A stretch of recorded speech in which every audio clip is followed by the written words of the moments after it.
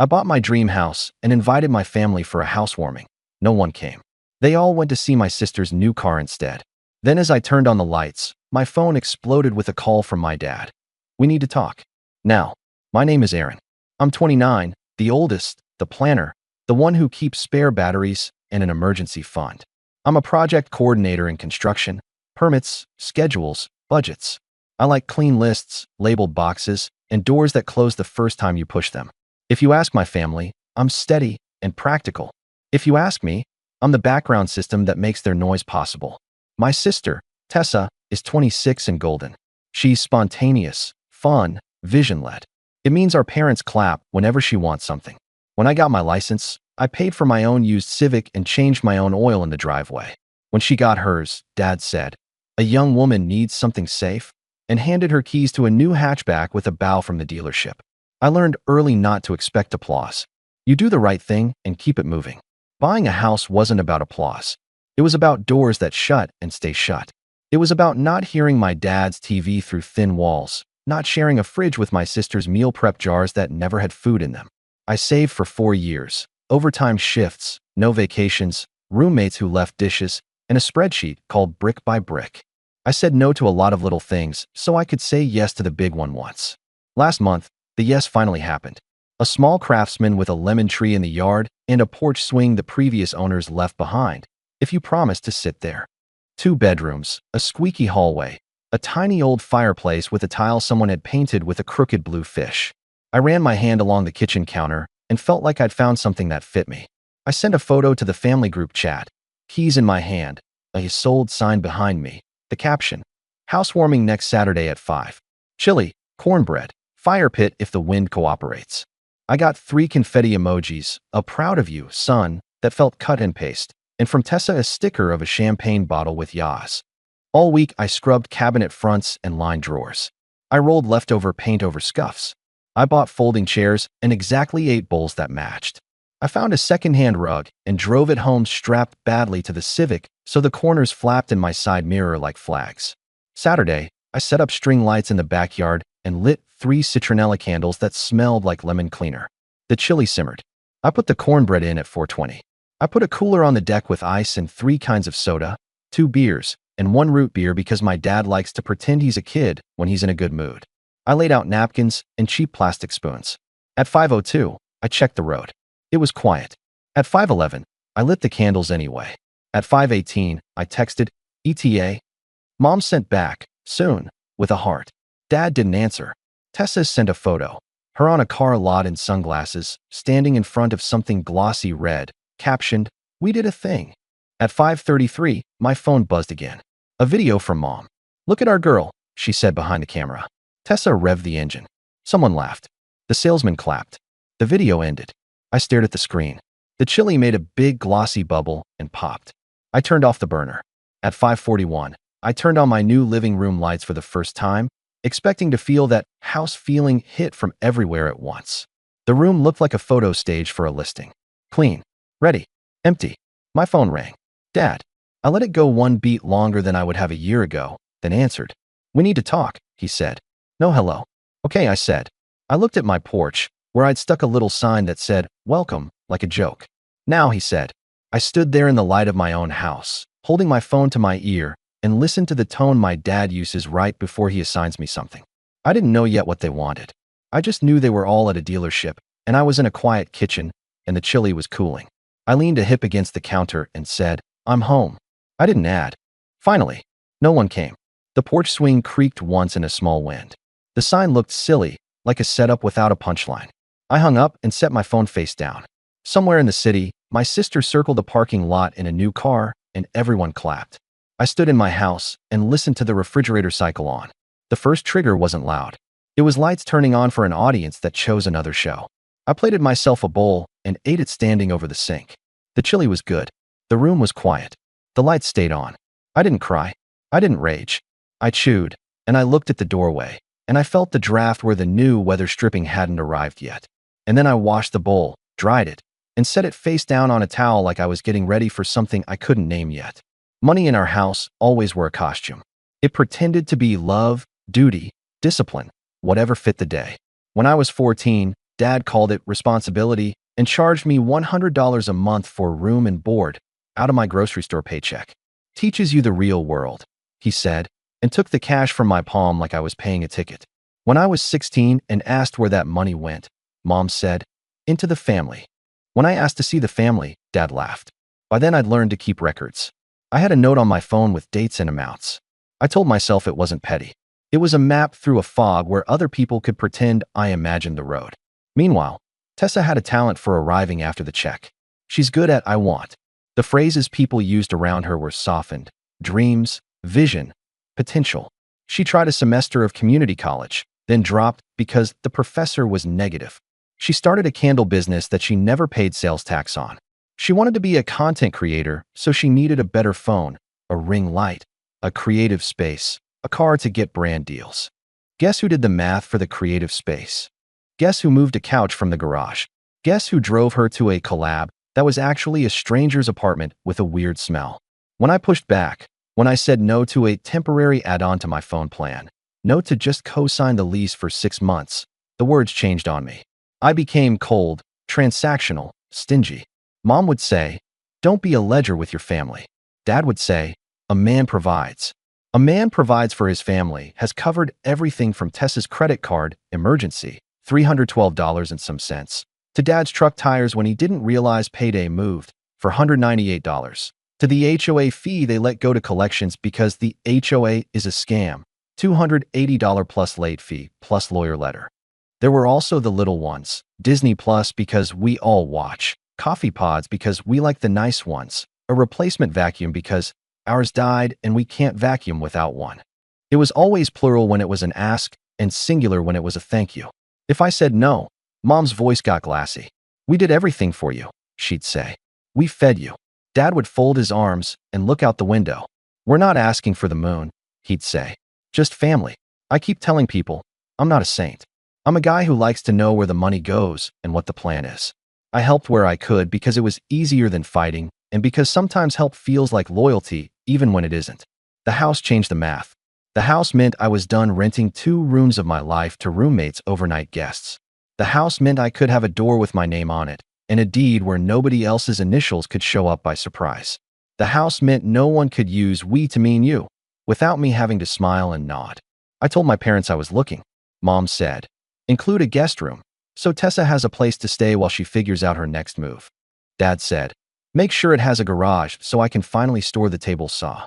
Tessa said, your house is going to be amazing and also can I record in your kitchen because the light is perfect.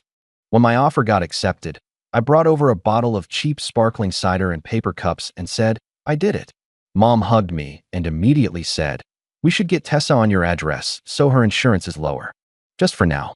Dad smiled and said, a property is a family asset. Tessa took a picture of herself in my car mirror and posted, big changes coming, with a sparkle emoji, like the house was a backdrop in her ongoing show. I paid the down payment. I paid closing costs.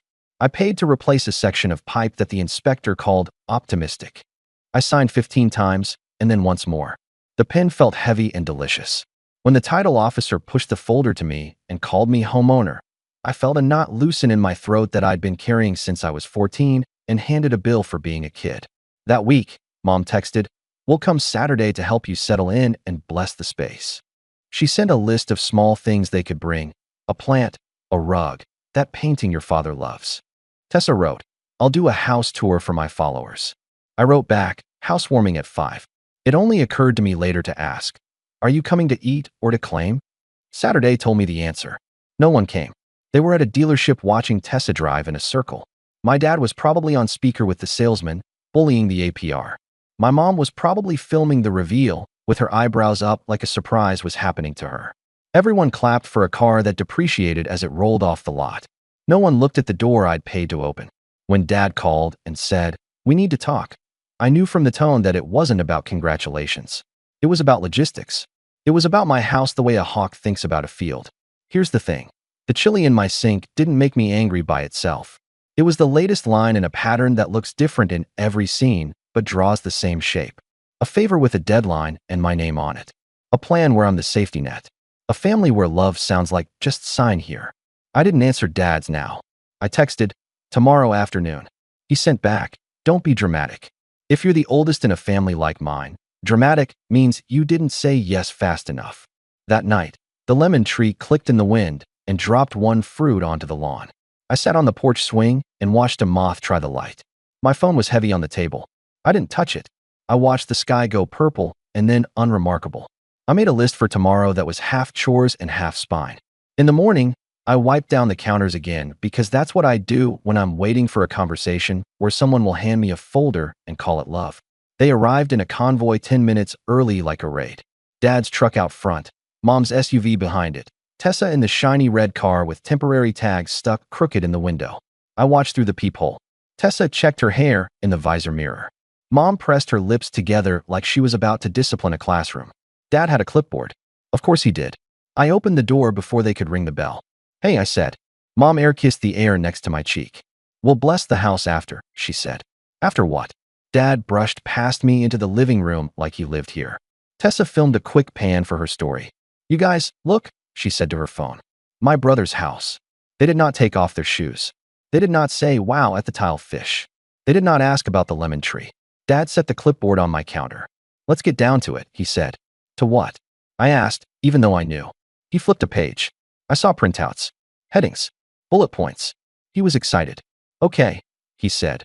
"First, since your sister's insurance is predatory, we're moving her registration to your address. She'll park here sometimes." "No," I said. He blinked. "Excuse me?" "No," I repeated. "No registration at my address unless the person lives here." Mom immediately went soft and helpful. "She'll be here all the time," she said. "She needs a stable base." Tessa leaned on the counter, phone in hand. "It's not a big deal," she said. "They all do it. It's literally a victimless crime." "It's not about crime," I said. "It's about my name." Dad sighed like he was being patient with a stubborn child. "You're being rigid," he said. "Next item. We need to get your dad on the deed." "You," I said. "You are my dad." He ignored that. "For estate reasons," he said. "So things are clean if anything happens to you." "If anything happens to me," I said. "My will is in my desk drawer." "It is. I wrote one last month. 2 witnesses. Mike from work and his girlfriend signed. No one goes on my deed." Mom's smile thinned. "We're protecting you," she said. "You don't understand how the world works." "I read things," I said. "I understand." Tessa looked offended like I'd declined to try her new lip gloss. "So selfish," she muttered. "We're literally family." Dad flipped another page. "Fine. Then you can at least pull some cash out," he said. "Refinance and take a small equity line, say $80,000. We'll help you manage it. Tessa needs a down payment for a storefront." "There it is," I said. "What?" Mom said, surprised. "The reason you skipped my housewarming," I said. "You were getting ready to tell me what you're going to do with my house." Tessa threw up her hands. "We were celebrating my car," she said. "It's a big step. You're being petty." Dad tapped the clipboard. "This is the step," he said. "We need to be strategic. Your money sitting in walls is lazy. Unlock it. Tessa's boutique will pay it back." "Tessa's boutique," I said. "The candles? The pop-ups you cancel when you're tired? The brand you've renamed 3 times?" She puffed up. "You're being negative," she said. "This is why you don't get invited to things." "I invited you to my house," I said. "You went to a dealership." Mom cut in. That special voice she uses when she's about to call manipulation compassion. "Aaron," she said, "listen to me. We raised you. We housed you. We fed you. Family reallocates resources to the child in the season of need. You're steady. Your sister is launching. For 6 months, maybe a year, you carry more. Then she carries you when you settle down." "Settle down," I said. "I just settled. Here. In this house." Dad leaned forward, elbows on my counter. "Be a man," he said. "Step up." "You taught me to be a man by charging me rent at 14, I said. I stepped up. I saved. I did this on my own. This house is not a group project." The air shifted. That's the moment where, in our family, you're supposed to back down because dad is about to raise his voice or mom is about to cry. Tessa can sniff that moment and wraps it around her like a scarf. She pointed a manicured finger at me. "You don't even use both bedrooms," she said. "I could move in. I could help with content. I could pay you a little." "How much?" I asked. She blinked. "Why does it matter? Money is energy. It flows." Dad slapped the clipboard with his palm. "Enough. Here's what's going to happen. I'll call my guy. We'll get your deed set so you're protected. We'll refi to free up a cushion. We'll register the car to your address for the discount. You'll host Thanksgiving this year because you have the space. No, I said. I kept my voice level. To all of it. Mom's eyes filled in a way I recognize as real, but also practiced. Why are you punishing us? She whispered. This isn't about revenge, I said, and felt the calm drop into place like a seatbelt clicking. This is about closure. Dad scoffed. From what? From your family. From a role I didn't sign for, I said. From Aaron will figure it out, being the budget line for every plan you make. Tessa's voice went sharp. You're lucky, she said. You got a house. Some of us actually need help. I needed help too, I said. I just gave it to myself. Dad pointed at me like a coach. Listen, he said low now. You don't slam doors on blood. I'm not slamming, I said. I'm locking what I paid for. He straightened up, angry in that quiet way that means he's rewriting me in his head. If you do this, he said, don't come crying when you're alone. Mom added, and don't expect us to show up when you finally need something. I stared at the lemon on the counter. I wanted to be petty and hand it to them as something. I didn't. Tessa made a show of checking her watch. I have content to shoot, she said. Are we done here? We're done, I said. House rules. No registering stuff here unless you live here. No keys given out. No one on my deed. No loans. If Grandma needs medicine, I'll help her directly. Otherwise, my house is not the family ATM or storage unit. If you want the table saw here, you bring cash for a storage shed and we'll sign a receipt. Dad laughed a hard laugh. A receipt, he said like it was a slur. Yep, I said. A receipt. Mom said, you've changed. I've moved, I said. They left with the kind of door close that says more than words. Tessa revved her car like it could drown out my porch light. I watched the red taillights fade. I could feel my heartbeat in my teeth. Then I walked inside and wrote the rules on an index card and stuck it to the inside of the pantry door. Not for them. For me. People think the big moment is the hard part. It isn't. The hard part is the next 2 weeks, when your phone turns into a fire alarm and you have to decide not to run into the smoke just because you're used to it. Within an hour, the group chat went electric. Mom, your behavior today was unacceptable. Dad, ungrateful. Tessa, a screenshot of a DMV page with address change needed, and a caption, my brother is literally sabotaging me. 3 of her friends hearted it. Someone I don't know DM'd me a snake emoji. I muted the chat. I turned my ringer off. I set Grandma and Mike, work, as favorites that could still get through. Then, quietly, without making a speech to anyone, I did the boring work. I changed the smart lock code and erased the temporary ones I'd set for move-in day. I installed a mailbox with a lock so no one could helpfully gather my mail and accidentally find my bank statements. I emailed my insurance agent and told her not to accept any policy changes without my written signature and a password we set on the phone. I froze my credit because I know my father's definition of emergency. I put a freeze on my property records with the county that sends me an alert anytime someone tries to file something with my parcel number. I called the dealership Tessa had posted and asked if anyone tried to use my address. The kid on the phone said, yeah, someone mentioned a family property for insurance. We didn't put it through yet. I said, don't, and followed up with an email so there was a record. I saved the sent mail in a folder called House. Paper trail, because if you grew up in my house, you know paper trails are how you keep reality real. Mom escalated to phone calls. 6 missed. 9, 14. The voicemails went from scolding to tender to threatening to tender again. We can fix this, she said. Then, if you love me, call me. Then, we'll be at your house at 7. Then a sigh. I don't even know who you are anymore. Dad sent 2 texts that were just links. One to a refinance calculator, one to a storage shed at a big box store. Caption, be reasonable. I did not respond. Tessa used her public story to aim at me. Sometimes the people closest to you laugh when you drive. She wrote over a photo of her car. Drive anyway. Her commenters wrote, haters gonna hate. I closed the app and went outside and picked 2 lemons and gave one to my neighbor across the street who had waved on moving day and said, welcome. She said she liked them in tea. We talked about nothing for 4 minutes. It felt like taking a breath in a place with oxygen. On day 3, Mom tried a new angle. We have a plan, she wrote. We'll help with your mortgage if you sign a family agreement that keeps the house in us. She used quotation marks around in us, like she knew it wasn't English but wanted it to feel normal. I wrote back one sentence. No one goes on my deed. She didn't reply for 6 hours and then sent, you'll be alone at holidays. Maybe, I typed, but I'll have a chair to sit in. Aunt Mara called and left a voicemail with a hymn humming in it, then said, blood is thicker than pride. I Googled the full quote later and laughed out loud in my kitchen because the original means the opposite. I didn't call her back. Dad showed up once, early Saturday before I'd had coffee.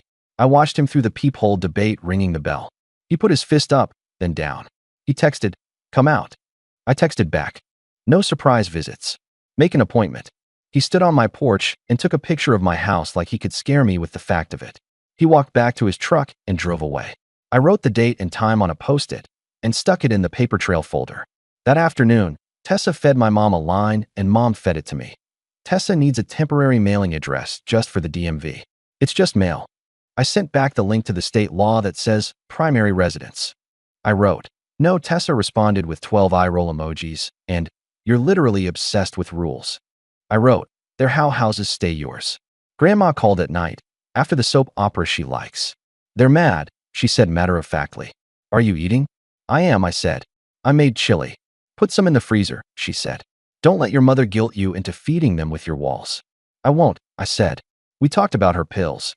I told her I could set them to auto-ship to her door every month. "You're a good boy," she said. "Don't be a fool." That's her version of, "I love you, and also keep the doors locked." I wrote down what she needed and set it up online. I called her back with the order number. She wrote it on a sticky note and stuck it on her fridge. We're the same, she and I. We like numbers that prove things happened. On day 5, the text got quiet. That scared me more than noise. Quiet in my family is reloading.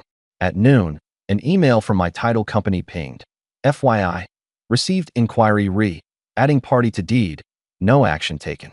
Attached was a blurry scan of a request form with my parcel number and father written where new owner would go. No signature, no legal anything, just audacity printed on office paper. The assistant wrote, "We rejected it, as we should. We wanted you to know." I replied with 10 thank you and asked them to note the file for any future funny business. I printed the email and put it in my folder. I ate a sandwich over the sink and shook my head until the anger wore down to a smooth rock. That night, the group chat renamed itself Family Emergency. Mom wrote, "We're having a meeting on Sunday. Non-negotiable." I typed, "I won't be there," and muted it again. Dad wrote, "You will. And then, we're your parents. And then, it's time for you to grow up." I set my phone down and hung a shelf in the hallway. I used a stud finder. I used a level. I felt the house take a breath after the screws bit into wood. I put a bowl on the shelf for keys that are mine and only mine. On Sunday at 5, while they met without me, I grilled 2 burgers on my little grill and delivered one to my neighbor, who texted me later, "You're a good neighbor." I watched the string lights come on. The lemon tree clicked. I ate the second burger in a chair I'd bought with my own money. I thought about the phrase Dad used, family asset, and wondered how many years I'd confused family with shared access to Aaron. The next morning, Mom tried last-ditch ceremony. "We took your keys," she texted. "We're blessing your house with oil." They didn't have keys. I'd changed the locks. I told her that. She sent a photo of a little jar of oil on our old kitchen table. "We're praying for you," she wrote. "Thanks," I wrote. "Keep your hands off my deed." She didn't respond. A week after the housewarming that wasn't, I hosted one anyway. I invited 5 people from work, 2 from my pickup basketball game, and my neighbor across the street. I made the same chili. I set out the same plastic spoons. We sat on the squeaky porch swing and told dumb stories about job site mishaps and first apartments with mice. At 7:40, my phone buzzed face down on the counter, and I didn't turn it over. At 9:10, someone said, "This place feels like you." I went to bed at 11 with dishes in the sink and my phone on Do Not Disturb and woke up at 6:30 to light coming through the lemon leaves and felt something like quiet that wasn't empty.